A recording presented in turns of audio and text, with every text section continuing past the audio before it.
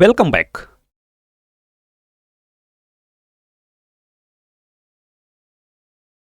Majid Hussain sir की भारत एवं विश्व का भूगोल के अंतर्गत पृथ्वी के चार मंडल, अर्थ फोर स्फीयर्स।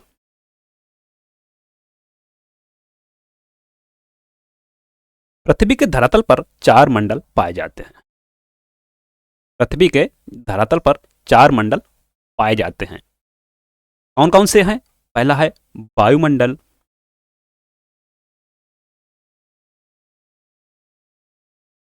जलमंडल, स्थल मंडल, जहां परस्पर व्यापी होते हैं वहां जीव मंडल अर्थात जीवन पाया जाता है। तो पहला हो गया वायुमंडल, जलमंडल, स्थल मंडल और जीव मंडल। वास्तव में ये चारों मंडल एक दूसरे पर आधारित हैं तथा एक दूसरे को प्रभावित करते हैं।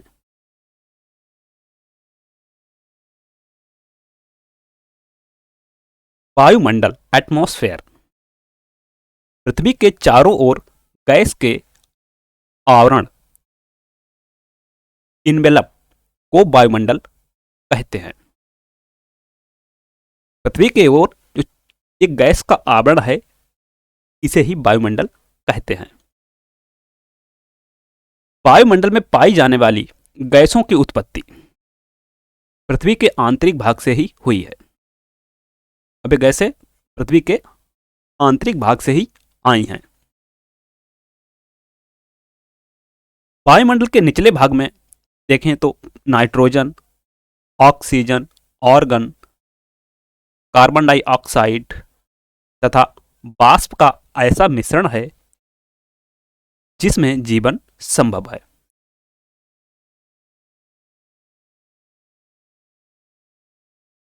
वायुमंडल में सबसे अधिक मात्रा में नाइट्रोजन, उसके बाद में ऑक्सीजन, ऑर्गन, कार्बन डाइऑक्साइड, वाष्प पाई जाती है। जलमंडल पृथ्वी पर जल ठोस अवस्था में, तरल अवस्था में तथा वाष्प के रूप में पाया जाता है। अब जल ठोस में बर्फ के रूप में जमा हुआ है, ग्लेशियर के रूप में, तरल समुद्रों में, नदियों में, वाष्प के रूप में जो वायुमंडल में फैला हुआ है। पृथ्वी के धरातल पर पाया जाने वाला जल दो प्रकार का होता है। पहला है लवण युक्त, जिसे हम पी नहीं सकते, सागरों का जल, तथा ताजा पानी, फ्रेश वाटर, जो पानी पीने के युक्त है। हमारे सौर मंडल में केवल पृथ्वी ही ऐसा ग्रह है जिस पर पानी पाया जाता है। बाकी ग्रहों पर पानी की खोज अभी तक या पानी नहीं मिला है अभी तक। स्थल मंडल लिथोस्फेयर पृथ्वी के ऊपरी पटल को स्थल मंडल कहते हैं। हमारा भूपटल पृथ्वी के आंतरिक भागों की तुलना में काफी भंजनशील है। इस पर विभिन्न प्रकार की भू आकृतियां पाई जाती हैं। ऊपरी पटल जो है वो भंजनशील है, इस पर विभिन्न प्रकार की भू आकृतियां पाई जाती हैं क्योंकि इसकी जो आकृतियां हैं उनमें बदलाव होता रहता है। जीव मंडल पृथ्वी पर जहां वायुमंडल, जलमंडल तथा स्थल मंडल मिलते हैं वहां जीव मंडल पाया जाता है। जीव मंडल को पारिस्थितिकी मंडल भी कहते हैं। सागर स्तर से लगभग 8 किलोमीटर की ऊंचाई तक जीव मंडल पाया जाता है। इसके ऊपर जाने पर जीव मंडल का अभाव पाया जाता है। जीव मंडल का सभी अन्य मंडलों पर भी प्रभाव पड़ता है। हमारी पृथ्वी पर 6 अरब से अधिक मानव जनसंख्या 10 लाख से अधिक जीव जंतुओं की प्रजातियां तथा 3,55,000 वृक्षों की प्रजातियां पाई जाती हैं। भू आकृति विज्ञान, जियोमॉर्फोलॉजी। भू आकृति विज्ञान में भू आकृतियों की उत्पत्ति, उनका वर्गीकरण तथा उनके प्रादेशिक वितरण का अध्ययन किया जाता है। उत्पत्ति कैसे हुई, उनका वर्गीकरण और उनका प्रादेशिक वितरण का अध्ययन किया जाता है। भू आकृति विज्ञान शब्दावली का सबसे पहला प्रयोग संभवतः J.W. पॉवेल तथा W.J. मैकगी ने किया था।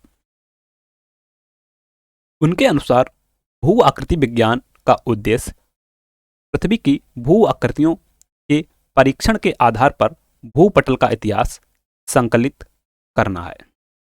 आज के युग के भू आकृति विज्ञान के विशेषज्ञों इस विषय में अपक्षय तथा अपर्दन की प्रक्रियाओं का अध्ययन भी करते हैं।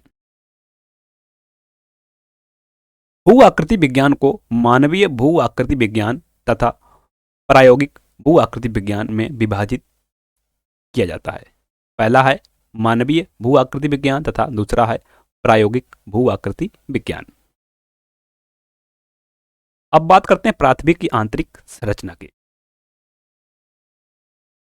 पृथ्वी की आंतरिक संरचना एक भारी विवाद का विषय रहा है, क्योंकि इसके बारे में कोई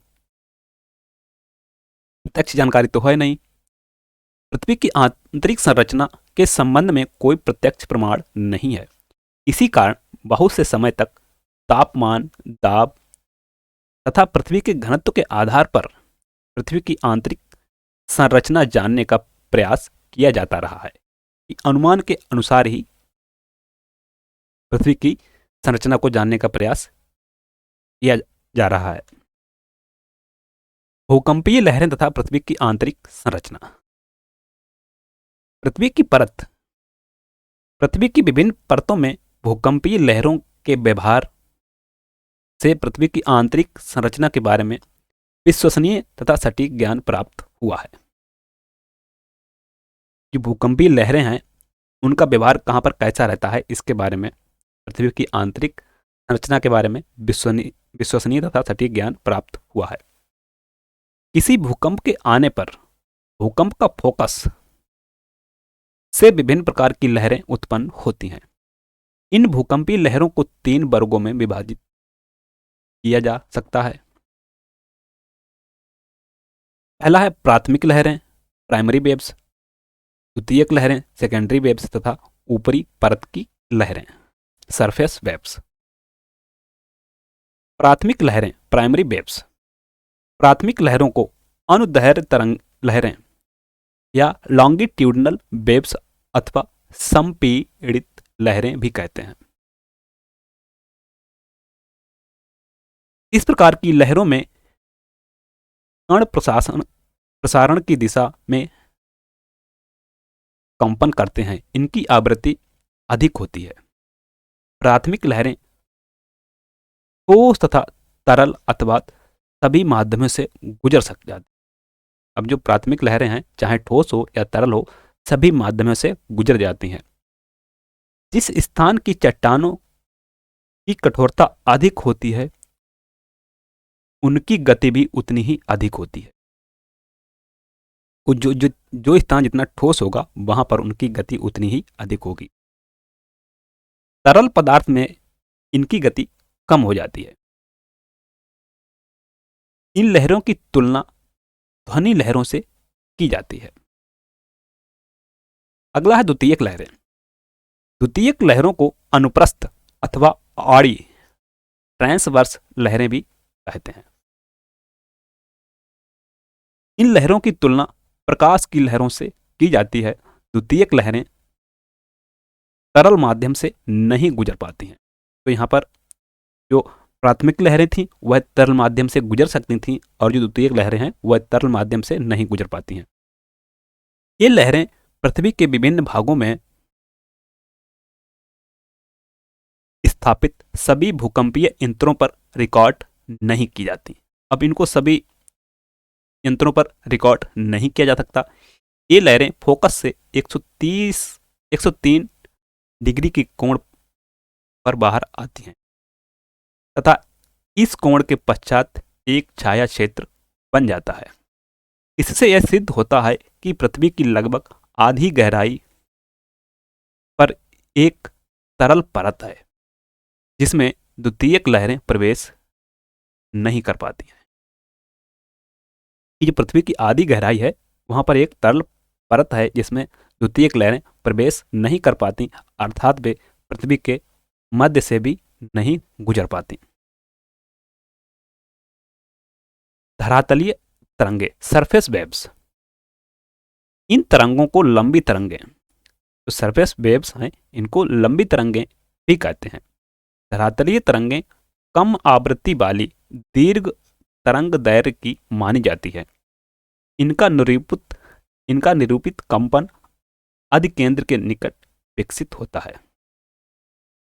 धीमी गति के कारण ये तरंगे भूकंप मापक सिस्मोग्राफ पर सबसे अंत में रिकॉर्ड की जाती हैं। पृथ्वी के धरातल पर अधिकतर जान व माल का नुकसान इन्हीं लहरों के द्वारा होता है। सरफेस वेव्स के कारण ही सबसे अधिक जान और माल का नुकसान होता है।